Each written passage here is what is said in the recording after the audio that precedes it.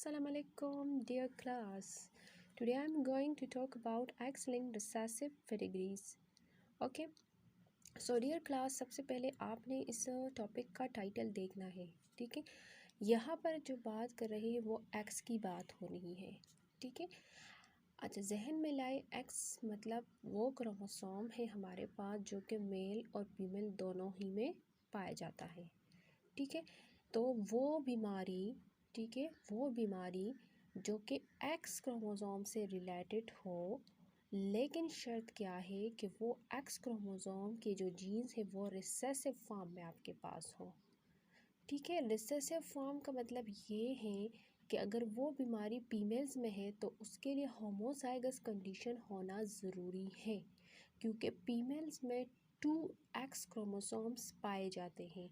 और हमें पता है कि जब भी कोई रिसेसिव अलील होमोजाइगस फॉर्म में होता है तो तभी वो अपनी एक्शन शो करता है, तभी वो अपना करैक्टर शो करता है।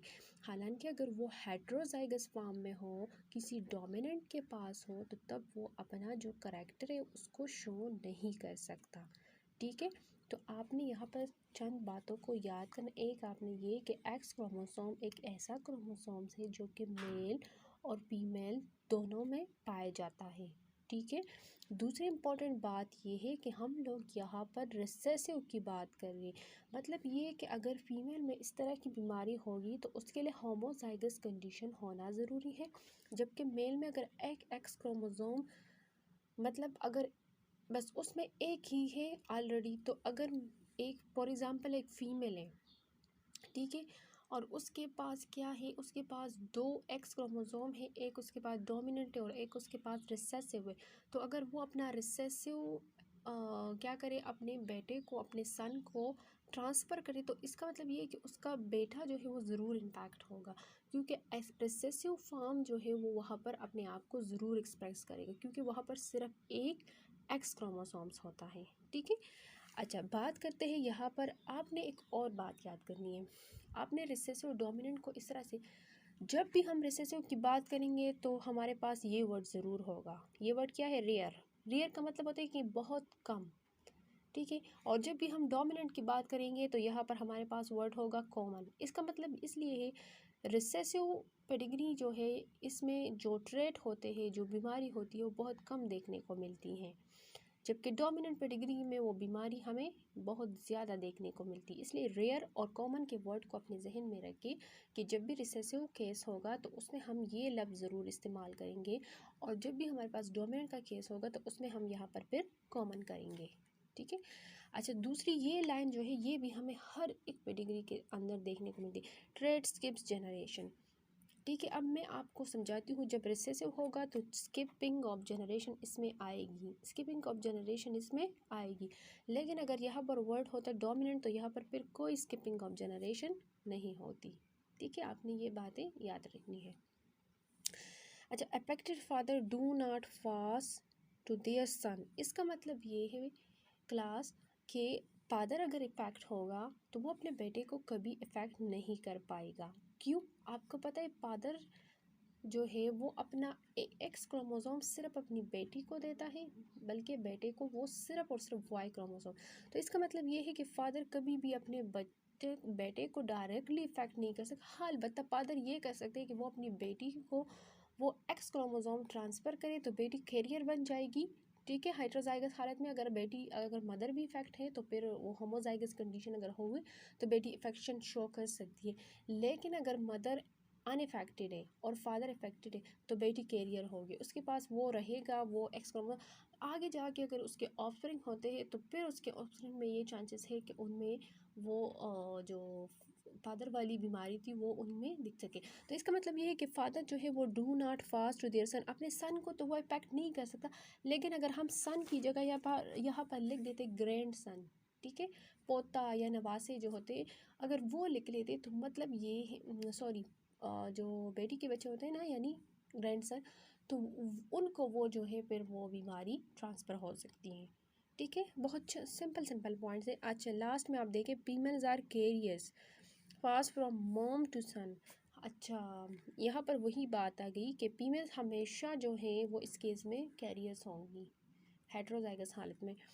और वो हमेशा क्या करेगी, वो जो फादर से उसको जीन आया है, वो जो कैरियर बनी हुई है ना, तो वो अपने बेटे को वो क्या करेगी, उस ट्राइट को पास करेगी। इस तरह से बीमारी जो है वो ट्रांसफ़र होती रहेगी।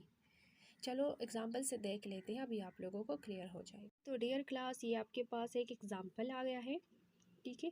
सबसे पहले और इम्पोर्टेंट काम आप लोगों का है, इस एग्जाम्पल को आप लोगों ने दिमाग खोलकर देखना है। आपने देखना है ये मूड ऑफ इनहेरिटेंस क्या है। तो मैंने बताया था कि मूड ऑफ इनहेरिटेंस के लिए हमने देखना है हर एक जनरेशन के अंदर। अगर आप इस जनरेशन के अंदर देखो तो यहाँ पर फादर इफेक्टेड है, यहाँ पर कोई इसमें नहीं है, तो मतलब स्किपिंग ऑफ जनरेशन। इस जनरेशन में अफेक्टेड पर्सन है, इसमें नहीं है, तो स्किपिंग ऑफ जनरेशन अगर आ रही है तो इसका मतलब है ये हमारे पास रिसेसिव केस है, ठीक है। कौन सा केस है, रिसेसिव। अब हमने दूसरी बात देखनी है कि ये हमारे पास सेक्स लिंक्ड क्रोमोसोम है कि या ऑटोसोमल है। तो अगर आप देखो डियर क्लास, तो यहाँ पर फादर इफेक्ट है, लेकिन उसकी जो है यहाँ पर कोई बच्चा जो है वो अफेक्टेड नहीं है, ठीक है। और यहाँ पर फिर उसके ग्रैंड सन में वो बीमारी देखने को मिल रही है, तो मतलब ये है कि हमारे पास सेक्स लिंक्ड है। इसलिए सेक्स लाइन है क्योंकि ऑटोसोमल में हमने देखा था कि उसमें अगर फादर अफेक्टेड होता तो वो ज़रूर अपने बच्चों में वो बीमारी शो करवाता, लेकिन यहाँ पर चूंकि नहीं देख रही है वो बीमारी, तो मतलब ये है कि उसके ग्रैंड सन में अगर मौजूद है तो फादर से ग्रैंड सन में जाने का जो प्रोसेस है या जाने का जो तरीका है, तो वो हमारे पास सेक्स क्रोमोसोम के ज़रिए होती है। तो इसलिए हमारे पास सेक्स रिलेटेड क्रोमोसोम है, ये एक्स रिलेटेड क्रोमोसोम्स हैं। कौन से क्रोमोसोम्स हैं, एक्स लिंक्ड क्रोमोसोम है, लेकिन रेसेसिव फॉर्म में है, ठीक है। आपको ये बात पता चल गई।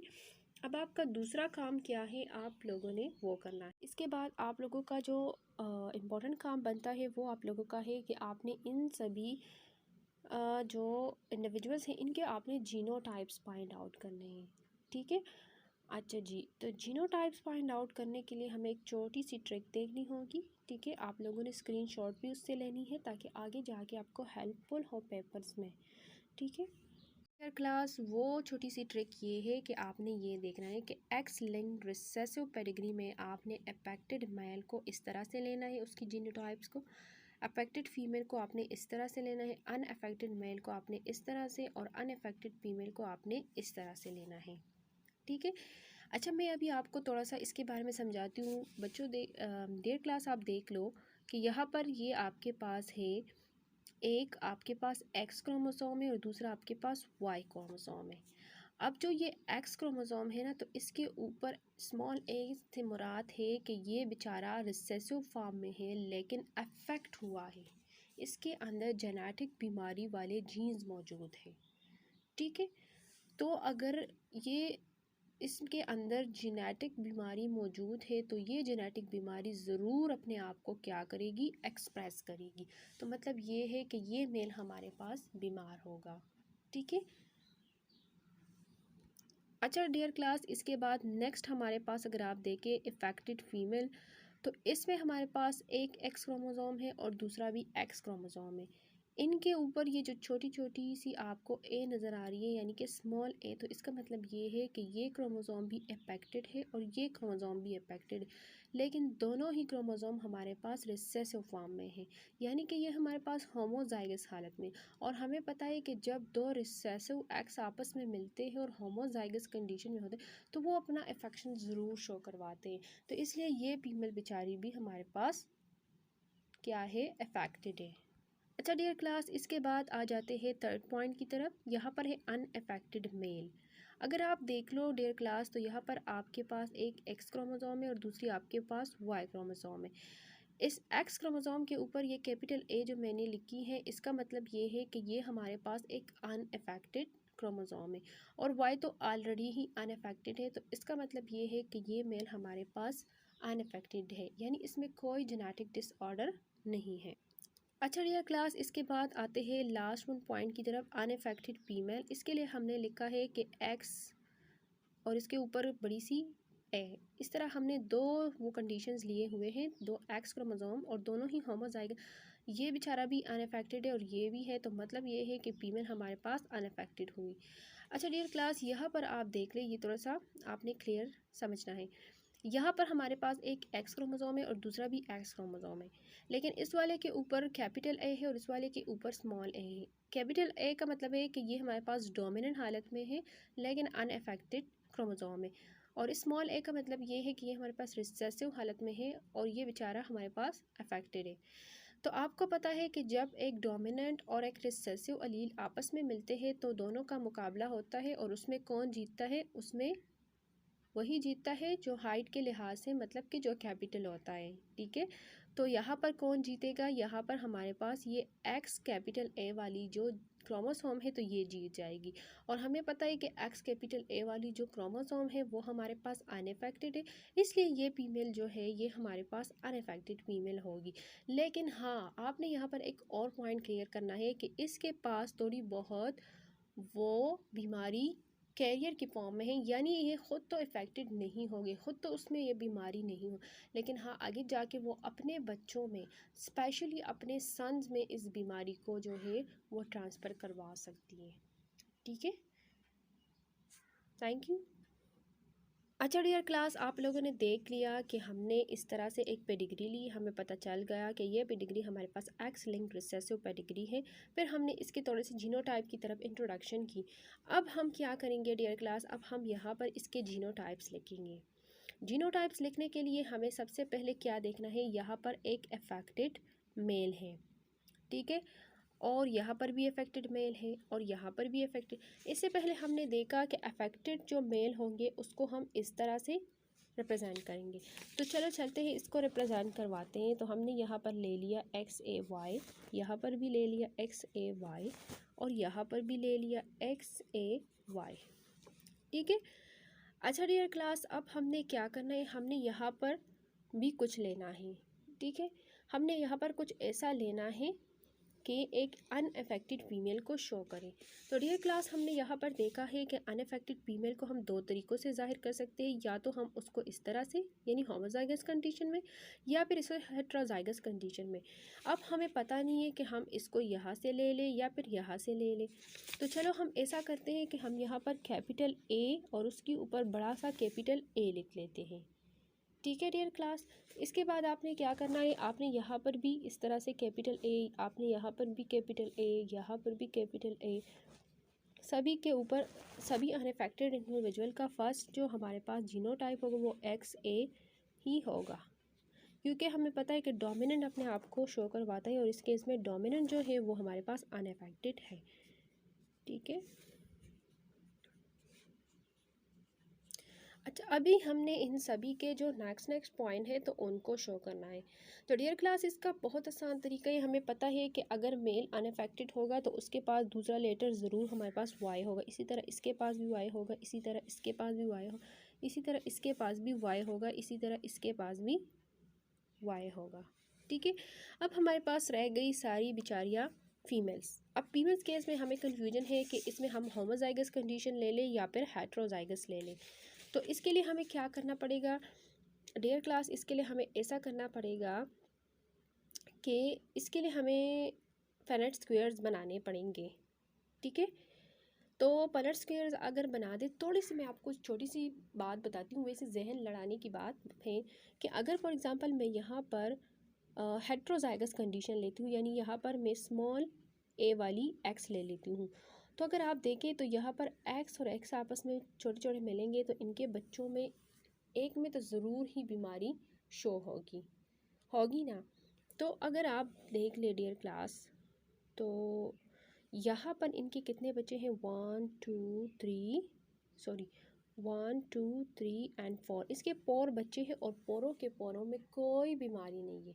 तो अगर आप वैसे ही जहन लड़ा लो कि अगर पोरों के पोरों में यानी चारों के चारों में बीमारी नहीं है, तो अगर हम मदर को यहाँ से हेट्रोजाइगस ले लेते हैं तो बच्चे में बीमारी होना ज़रूरी है।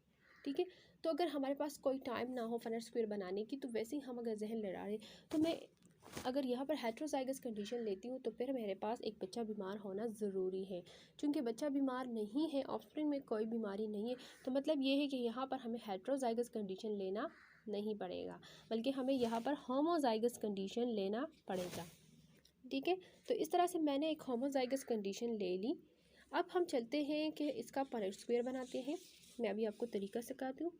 यहाँ पर आप देख लें तो मैंने ये एक मेल को लिया है जो कि अफेक्टेड है, ठीक है, और इस तरह एक फीमेल को लिया है जो कि अनअफेक्टेड है लेकिन होमोजाइगस कंडीशन में। इन दोनों का आपस में मैंने क्रॉसिंग करवाई, पनट स्क्वायर बनाया, तो इस तरह मेरे पास 4 इंडिविजुअल रिजल्ट में आए कि x capital A, x small A, x capital A, x small A, x capital A और वाई, और एक्स कैपिटल ए और वाई। तो इसके रिज़ल्ट में मुझे ये पता चला कि ऑल आर अनअफेक्टेड, यानी इनके सभी बच्चे जो है वो हमारे पास क्या है, अनअफेक्टेड है।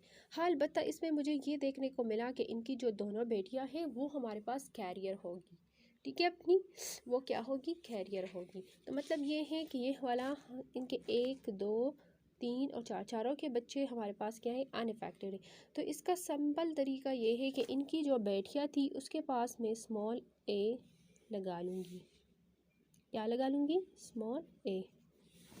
तो इस तरह से मेरे पास ये बन जाएगा, और इस तरह इसके साथ में भी स्मॉल ए लगा लेती हूँ, ठीक है। अच्छा डियर क्लास, अब हम अगर इन दोनों का आपस में क्या करें, इनकी क्रॉसिंग करवा दें तो इनके बच्चों में भी हमें क्या क्या देखने को मिलेगा वो भी हम पनट स्क्वायर से देखते। तो मैंने जब इनके आपस में इस तरह से पनट स्क्वायर बनाया तो इनके कितने बच्चे हैं, इनके 4 बच्चे मुझे इस तरह से मिले, यानी एक ये होमोजाइगस कंडीशन है, इसका अनइफेक्टेड फीमेल है, इस तरह ये हेट्रोजाइगस अनइफेक्टेड फीमेल है, इस तरह ये हमारे पास डोमिनेंट जो है अनइफेक्टेड मेल है, और ये हमारे पास एक अफेक्टेड मेल है।